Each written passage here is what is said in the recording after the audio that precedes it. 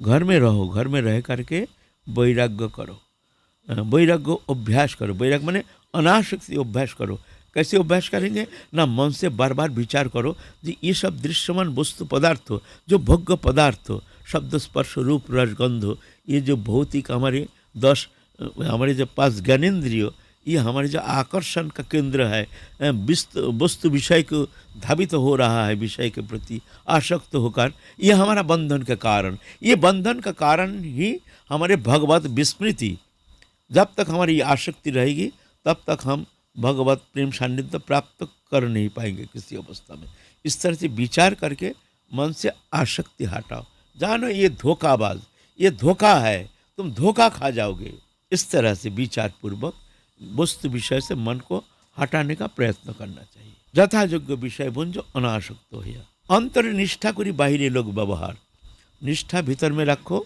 ये अंतर जगत जो है ये अलग है, और बहिर्जगत जो है ये अलग है। बहिर्जगत है ये माया प्रकृति शरीर संबंधी, अंतर जगत है चेतन संबंधी। वहाँ तो हम हमारे ठाकुर जी। अंतर जगत में कोई वस्तु सांसारिक कोई विषय वहाँ अनुप्रविष्ट होने नहीं देना चाहिए। जानो जी बाहरी वस्तु है, अंतर जगत में सिर्फ हम हैं, हमारी राधा रानी है, बस बस ऐसे जान करके मन रखो प्रभु के चरण में। हर्ष में उठते बैठते खाते सोते कर से कर्म कर विधि नाना, चित्त रखूं जहाँ कृपा निधाना। मन को रखो प्रभु के चरण में, तुम्हारा काम बन जाएगा। और इंद्र जी के द्वारा जैसे कर रहे हो करो, कर्म तो करना ही पड़ेगा। चाहे तुम जंगल जाओ चाहे कहीं जाओ, अगर तुम सब छोड़ छाड़ के जंगल जाओगे, कर्म से मुक्ति थोड़ी होता है।